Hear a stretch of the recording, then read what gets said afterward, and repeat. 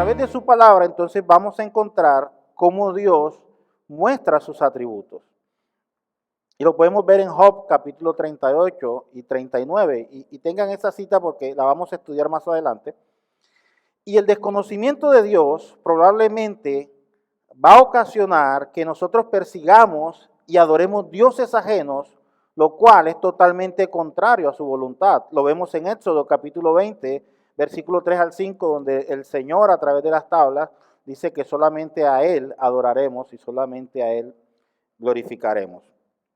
Entonces comencemos entendiendo que Dios es nuestro creador y que nosotros hacemos parte de su creación.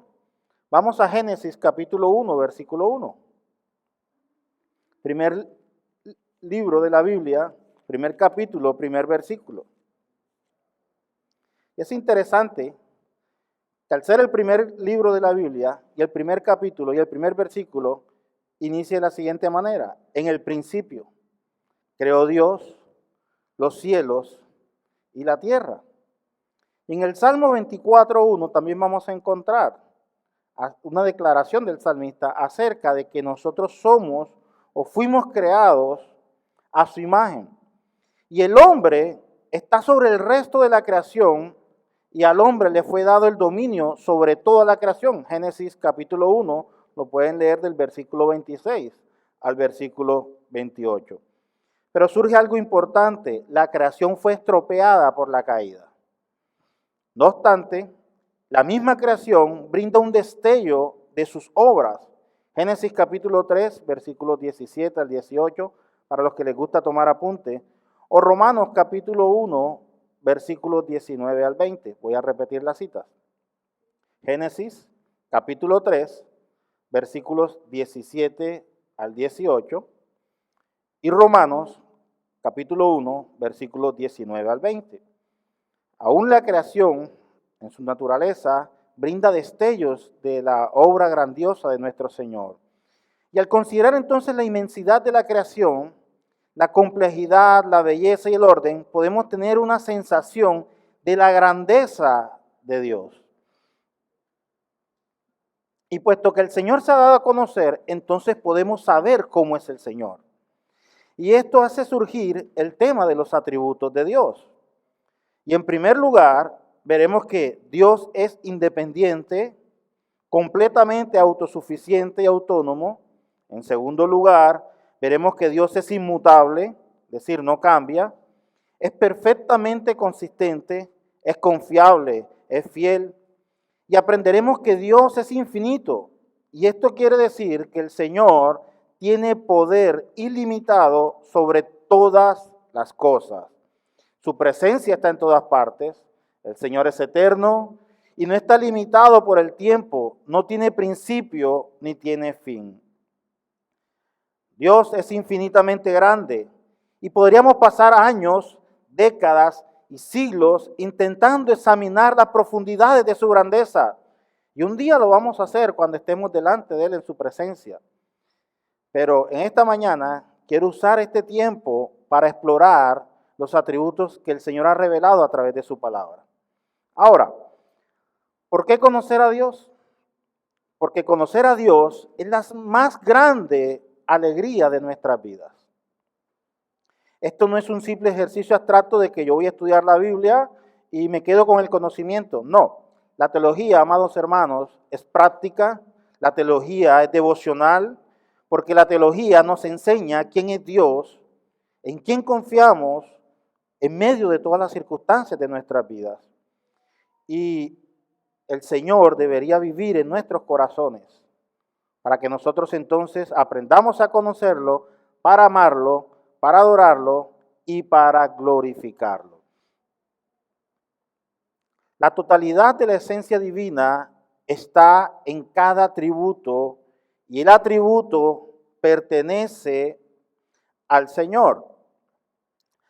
Los atributos pertenecen eternamente a su esencia. Es decir, la esencia de Dios es de tal manera que Él presenta sus atributos para que nosotros, a través de esos atributos, podamos conocerlo. Y podríamos dividirlo, o algunos teólogos hacen alguna división de los atributos de Dios en dos categorías importantes. Son atributos comunicables y atributos incomunicables. Y de entre los atributos comunicables, podríamos decir que son aquellos que en grado limitado se encuentran en los seres creados. Y dentro de ellos podemos encontrar su santidad, su justicia, su amor, su bondad, su verdad, su voluntad o su omnipotencia. Son los atributos que Dios nos permite conocer de manera directa, pero limitadamente, a través de su palabra, a través de su carácter. Y los atributos no comunicables o inherentes son aquellos que describen su propia esencia, su ser. Estos no se comunican a otros seres porque son propios de su naturaleza y de su esencia. Y dentro de ellos podemos encontrar su aseidad, su unidad, su eternidad, su inmutabilidad, su omnipresencia y su soberanía. Y luego de esta breve introducción, entonces, pasaremos a estudiar uno de los atributos de Dios que quizás, como se los dije al inicio, es uno de los menos conocidos por nosotros. Y ese atributo lo denominamos la soledad de Dios. Algunos teólogos a este atributo le llaman la singularidad de Dios, la aseidad de Dios o la independencia de Dios. Así que no se les extrañe si ustedes toman un texto de teología y no encuentran la palabra soledad de Dios como atributo, sino que lo encuentran como la singularidad de Dios, o la aseidad de Dios, o la independencia de Dios. Todos estos son sinónimos, pero en esencia es el mismo atributo de Dios. Y aquí quiero hacer una aclaración con respecto al término singularidad. Y es que singularidad significa solo, y es decir, que Dios no necesita de otros dioses para existir, como los dioses griegos o los dioses del Olimpo que tenían que congregarse entre los dioses para tomar decisiones. No, Dios es solo y existe por sí mismo. Y cuando hablamos de la soledad de Dios, no me refiero a la definición,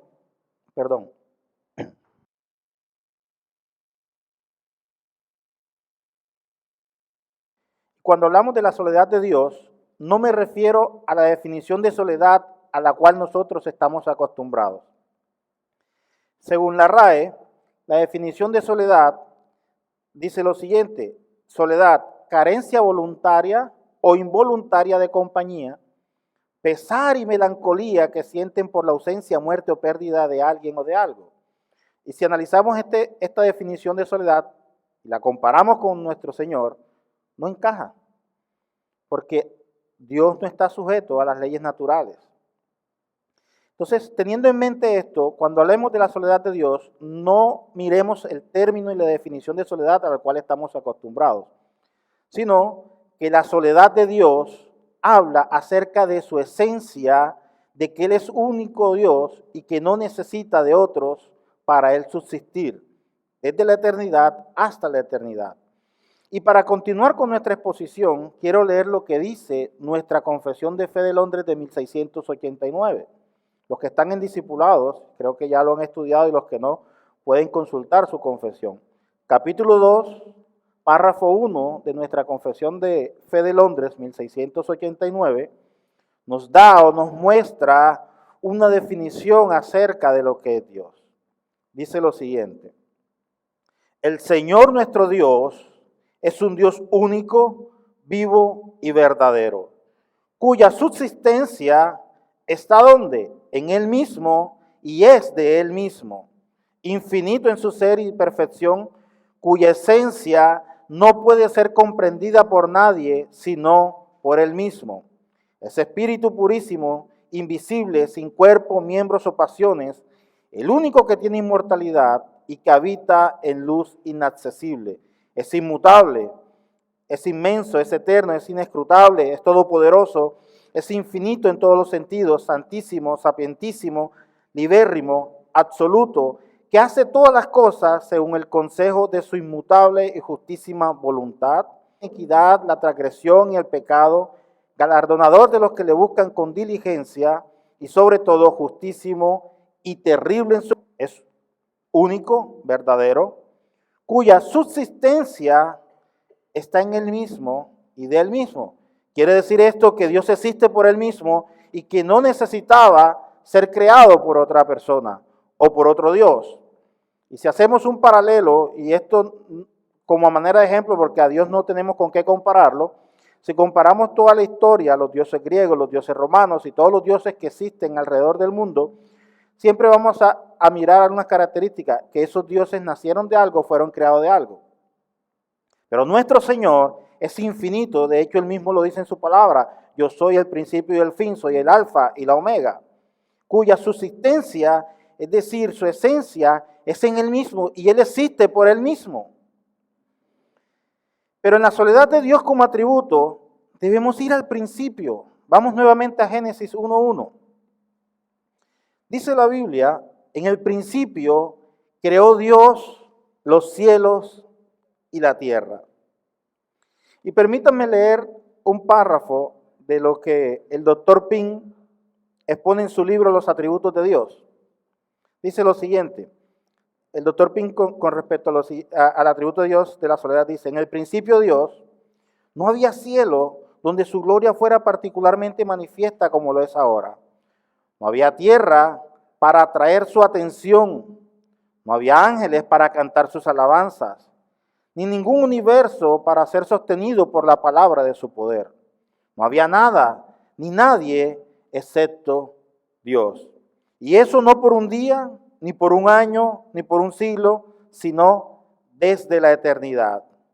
Durante la eternidad pasada, Dios estaba solo, autónomo, autosuficiente, satisfecho de sí mismo y sin necesidad de nada. Si hubiera un universo, si hubiera ángeles, si los seres humanos hubieran sido necesarios para Él de alguna manera, también entonces habrían sido llamados a existir desde toda la eternidad. Básicamente, amados hermanos, la creación de ellos, cuando los hizo, no le agregó nada a la esencia de Dios. Ahora, ¿a quién les gusta, a quién de los que están acá les gustan las películas de ciencia ficción? Yo creo que a todos, bueno, nada más el pastor Alex creo que concuerda conmigo en eso. Y las películas de ciencia ficción tienen algo, que es ficción. Y muestran viajes en el tiempo y estas cosas. Supongamos por un momento que a usted se le ha dado una máquina del tiempo y que esta máquina del tiempo tiene la potestad de romper todas las leyes físicas y naturales existentes. Y usted decide programar esta máquina para ir al principio, porque usted dice, quiero conocer a Dios y quiero ir al principio. Cuando usted programa la máquina y la máquina lo lleva al principio, ¿lo va a llevar a dónde? ¿A conocer a Dios? Lo va a llevar a Génesis después de la creación. Y ustedes dirán, pero si ya está todo creado, ¿dónde está el principio? La máquina no puede romper lo que es Dios, porque Dios existe desde antes de la eternidad, desde antes de que las cosas fueran creadas. Y el tiempo que nosotros conocemos es un tiempo lineal y esa máquina estaría sujeto o sujeta a esa línea temporal. Creo que estoy siendo físico en este momento. Esa línea temporal e iría al principio donde comienza esa línea temporal, pero no podría ir más allá porque Dios existe desde antes de la eternidad. La máquina estaría limitada. Y eso es lo que se refiere con la esencia de Dios o con la soledad de Dios. Es Dios que existe y subsiste desde antes de la creación, desde antes que todas las cosas existieran, ya el Señor existía. Y esa es la soledad. La soledad significa que Dios no necesitaba de ninguna cosa creada para existir o subsistir. A eso es a lo que me quiero referir cuando hablamos de la soledad, la seidad, la singularidad o la independencia de Dios. Y otro de los atributos que podemos asociar a esta inmutabilidad de Dios, a esta característica de Dios de su soledad, es la inmutabilidad, porque van unidos de la mano. Malaquías 3:6 lo dice, porque yo Jehová no cambio, por esto hijos de Jacob no habéis sido consumidos. Es decir, como Jehová no cambia, Él no puede mutar en el tiempo ni cambiar en el tiempo. Él existe desde antes de la creación del mundo. Y al decir esto, lo que queremos decir es que su esencia no cambia. Su gloria tampoco puede ser aumentada o disminuida por nuestras alabanzas. No hay nada que usted y yo aportemos para que la gloria de Dios sea cambiada. Absolutamente nada, amados hermanos. El Señor no estaba en la obligación de crearnos. ni tenía la necesidad de hacerlo. Él lo hizo, como dice Efesios capítulo 1, versículo 11, por su voluntad. Efesios 1:11 dice, en Él asimismo tuvimos herencia, habiendo sido predestinados conforme al propósito del que hace todas las cosas según el designio de su voluntad. El Señor es lo suficientemente glorioso como para necesitar la gloria de otra criatura creada. Sin embargo, podemos preguntarnos, ¿qué fue lo que movió al Señor a predestinar a sus elegidos para la alabanza de su gloria y de su gracia? La respuesta la encontramos en Efesios capítulo 1, versículos 3 y 6. Dice lo siguiente, bendito sea el Dios y Padre de nuestro Señor Jesucristo, que nos bendijo con toda bendición espiritual en los lugares celestiales en Cristo, según nos escogió en Él antes de la fundación del mundo, para que fuésemos santos y sin mancha delante de Él, en amor, habiéndonos predestinados para ser adoptados hijos suyos por medio de Jesucristo. Y aquí viene la respuesta a nuestro interrogante, según el puro afecto de su voluntad, para la alabanza de su gloria, de su gracia, con la cual nos hizo aceptos en el amado. Entonces, amados hermanos, en esencia, el Señor es independiente totalmente y es totalmente autosuficiente. El Señor trasciende la creación, el Señor es de sí mismo y para sí mismo. No vino de nadie y no existe para nadie, sino todo es para Dios mismo. De Él fluyen todas, absolutamente todas las cosas. Ahora, este atributo, la seidad de Dios, la independencia de Dios, la soledad de Dios, la particularidad de Dios, como usted quiera llamarlo o denominarlo, va de la mano con la trascendencia de Dios. Que Dios, nuestro Señor, es autosuficiente. El Señor no necesita ni depende absolutamente de nadie, no necesita de nosotros que le adoremos, ni necesita de personas que le defiendan. Dios es suficiente en sí mismo.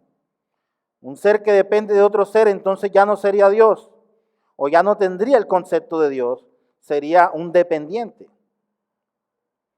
Pero maravilloso como el apóstol Pablo, en su epístola a los Romanos, capítulo 11, versículo 36, hace una declaración muy hermosa acerca de lo que es Dios.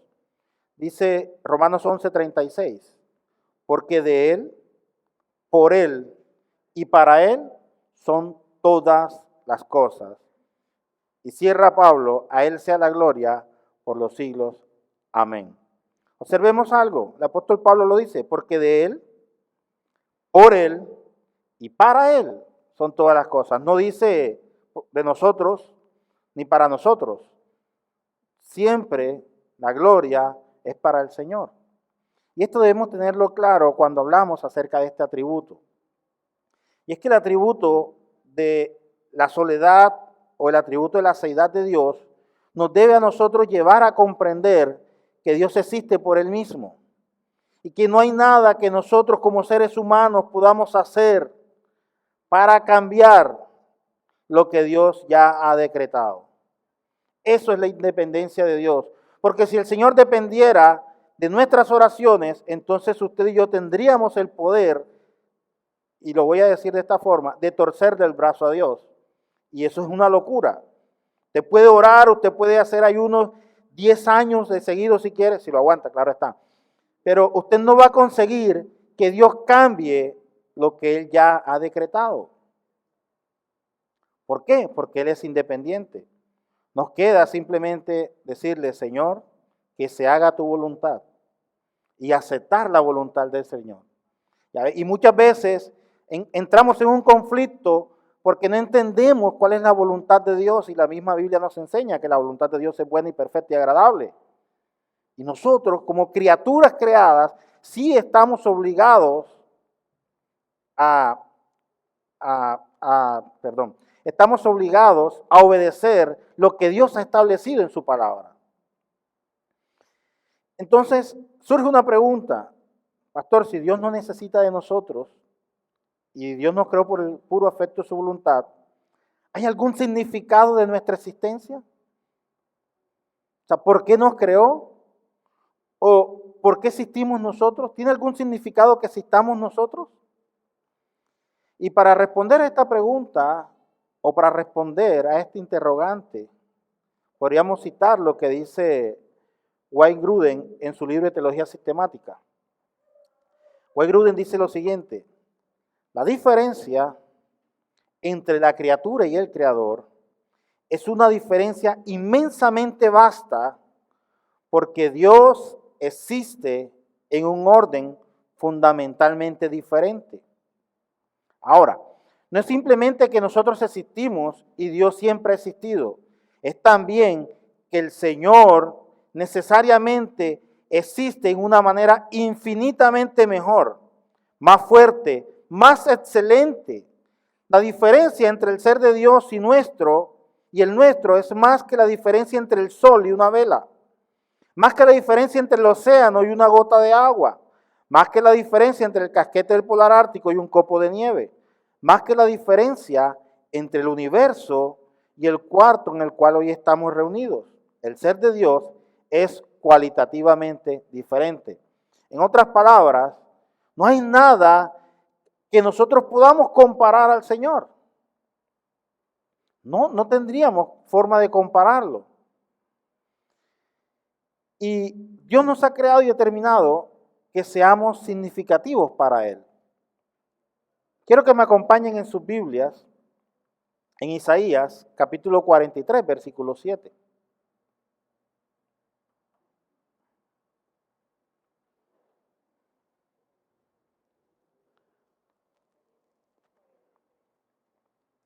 Les repito la cita, Isaías 43, versículo 7.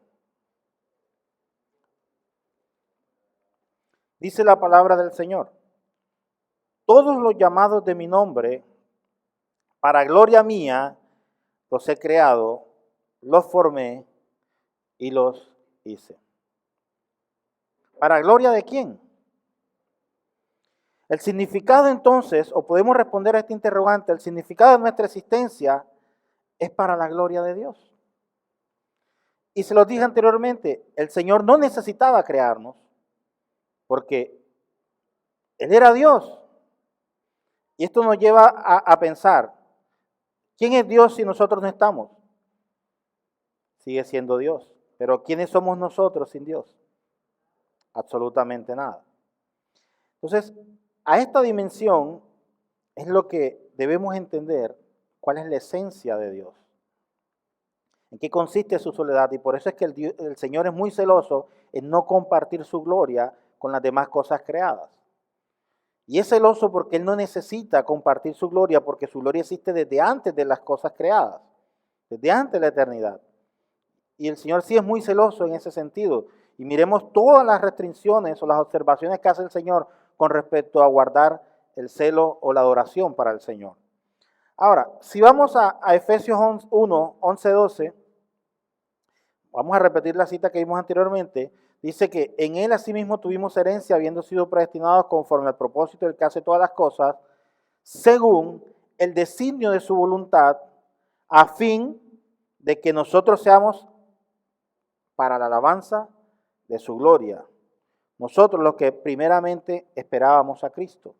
Es decir, la esencia entonces, o la respuesta al interrogante por qué fuimos creados, es por el designio de su voluntad, para que nosotros fuésemos alabanzas de su gloria. Entonces, a nosotros como seres creados únicamente nos queda glorificar a Dios, exaltar a Dios. Y la misma Biblia dice que si usted y yo no adoramos al Señor, aún las piedras hablarían por nosotros, aún la creación hablaría por nosotros.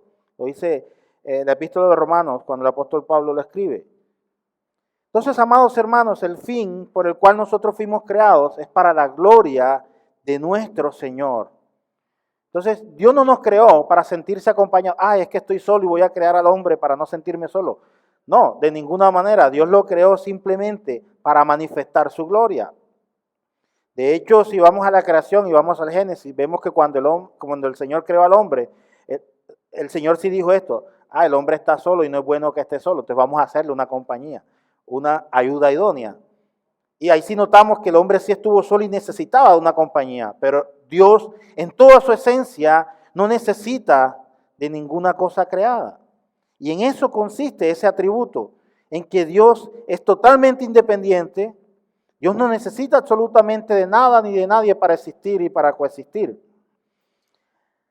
Ahora, quiero que me acompañen al libro de Job. Les decía al principio que lo tuviéramos en cuenta. Capítulos 38 y 39. ¿Se acuerdan cuando les hablaba de la máquina del tiempo? Que si usted construye una máquina del tiempo y puede viajar, usted viajaría solamente hasta el punto de la creación y no podría extenderse más allá, porque esa máquina estaría sujeta a las leyes naturales. Y con respecto a eso, para mirar la inmensidad de Dios y mirar cuán grande es nuestro Señor con respecto a su atributo, el capítulo 38 y 39 de Job nos muestran la grandeza de nuestro Señor. Voy a leerlo salteado para no tomar mucho tiempo. Capítulo 38. Entonces respondió Jehová a Job desde un torbellino y dijo: ¿quién es ese que oscurece el consejo con palabras sin sabiduría? Ahora ciñe como varón tus lomos, y yo te preguntaré, y tú me contestarás. Comienza el Señor con los interrogantes. Y esto es muy interesante. ¿Dónde estabas tú cuando yo fundaba la tierra? ¿Ya existía el hombre? ¿O el hombre le dijo: Señor, ¿sabes qué? Fúndala de esta manera? Esto nos muestra la independencia de Dios. Házmelo saber si tienes inteligencia. Luego continúa el Señor con los interrogantes. ¿Quién ordenó sus medidas? ¿Quién ordenó sus medidas, si lo sabes? ¿O quién extendió sobre ella cordel? ¿Sobre qué están fundadas sus bases? ¿O quién puso su piedra angular cuando lavaban todas las estrellas del alba y se regocijaban todos los hijos de Dios? ¿Quién encerró con puertas el mar cuando se derramaba saliéndose de su seno? Cuando puse yo nubes por vestidura suya y por su faja oscuridad, y establecí sobre él mi decreto, le puse puertas y cerrojos, y dije: hasta aquí llegarás y no pasarás, y ahí parará el orgullo de tus olas. Entonces, observamos la grandeza y la infinidad de Dios. El Señor no necesitaba de ninguna cosa para él demostrar que él era Dios, que era soberano, que era autónomo. Y ahí podemos ver entonces cuán pequeños somos nosotros delante de Dios.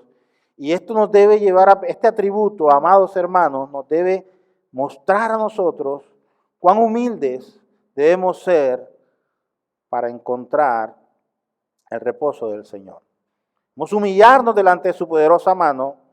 Lastimosamente muchos, y tengo que decirlo, por el hecho de que tengan ministerio, por el hecho de que se crean algo dentro de la iglesia, se creen que son superiores a los demás, pero si nos comparamos con nuestro Dios, amados hermanos, no somos absolutamente nada. Finalmente quiero que me acompañen al libro de Apocalipsis, capítulo 4, versículo 11. Apocalipsis 4, 11.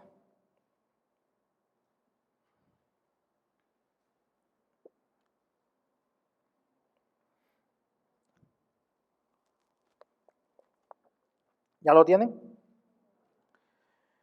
Señor, digno eres de recibir la gloria, la honra y el poder, porque tú creaste todas las cosas y por tu voluntad existen y fueron creadas.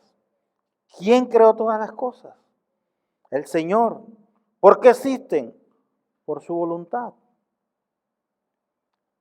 El Señor no recibió ningún consejo de ninguna criatura para crear las cosas.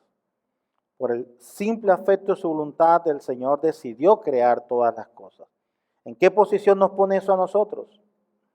La posición en que debemos humillarnos delante de Dios.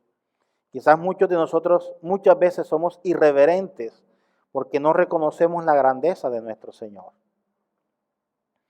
Finalmente, el Catecismo Menor hace una pregunta y dice, ¿cuál es el fin principal del hombre? La respuesta, los que han estudiado el catecismo y los que no pueden hacerlo, el fin principal del hombre es el de glorificar a Dios y gozar de Él para siempre. Nuestro fin principal, amados hermanos, es glorificar a Dios en todas las cosas que hagamos y gozarnos del Señor para siempre. Y el glorificar a Dios también tiene que ver con nuestra manera en que nos desenvolvemos delante de Dios. Y la manera en que nos desenvolvemos delante de Dios va a mostrar si realmente nosotros lo glorificamos a Él. Muchos de nosotros tenemos dones que el Señor en su misericordia nos los dio. Y les hago una pregunta retórica. ¿Estás utilizando esos dones para el servicio de la iglesia? No me respondan, es una pregunta retórica. Esto nos debe llevar a examinarnos a nosotros y mirar si realmente glorificamos a Dios con los dones que Él nos ha dado. Y cuando me refiero a esos dones es ponerlos al servicio de la iglesia, es servir para la gloria y la honra del Señor. Porque si el fin principal del hombre es glorificar a Dios y Dios nos da unos dones y nosotros los guardamos, ¿será que glorificamos a Dios con eso? De ninguna manera. Lo que hacemos es robarle la gloria a Dios y nos convertimos en ladrones. Y nos convertimos en asesinos porque no predicamos el Evangelio. Y eso nos debe llevar entonces, como les decía en un principio, para cerrar y globalizar lo que es la soledad de Dios, es que Dios existe en toda su esencia, desde antes de la eternidad, por siempre, Él es el alfa y la omega, el principio y el fin, y que nosotros solamente tenemos es que glorificarle a Él y ponernos a su servicio en tiempo y fuera de tiempo. La Biblia dice, predica en tiempo y fuera de tiempo. Y quizás muchos de nosotros decimos, no, pero es que no es tiempo, ahorita que aprenda un poquito más acerca de Dios, voy a poner los dones al servicio. Recordemos algo, la Biblia hace muchas advertencias también. Y tú no sabes si esta noche vendrán por tu alma, no lo sabemos. No los estoy asustando ni les estoy hablando de películas de terror, simplemente les estoy alentando, amados hermanos, a que con los dones que el Señor nos dio, lo glorifiquemos a Él. De nada hacemos guardando los talentos que el Señor nos ha dado. Y esta es una pequeña exhortación en medio de todo, porque es necesario hacerlo.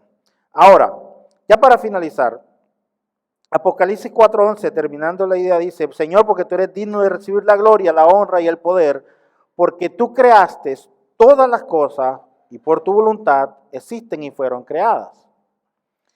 En síntesis, el Señor existe desde antes de la eternidad. Nosotros comenzamos a existir desde el punto en que el Señor decidió, por el afecto de su voluntad, crearnos. Y es allí, entonces, entendiendo que Dios no necesita de absolutamente nada para subsistir, nosotros sí necesitamos a Dios para vivir. Entonces es nuestra obligación glorificarle y exaltarle en tiempo, fuera de tiempo, y hacer lo que debemos hacer y para lo cual fuimos llamados. Quizás usted está sentado y dice, no, pero es que yo no tengo ministerio. Pero si usted se examina, usted sí tiene ministerio. Es que ministerio no es pararse en un púlpito y predicar el Evangelio o predicar la palabra. Ministerio es predicar las buenas nuevas de Cristo y el Señor los ha ordenado a toda la iglesia. Mateo 28:19. Id y predicar el Evangelio a todas las criaturas, bautizándolos en el nombre del Padre, del Hijo y del Espíritu Santo. Y aquí yo estoy con vosotros todos los días hasta el fin del mundo. Es un mandato que es para toda la iglesia de ir y predicar el Evangelio y el respaldo lo tenemos. El Señor estará con nosotros todos los días hasta el fin del mundo. Amén.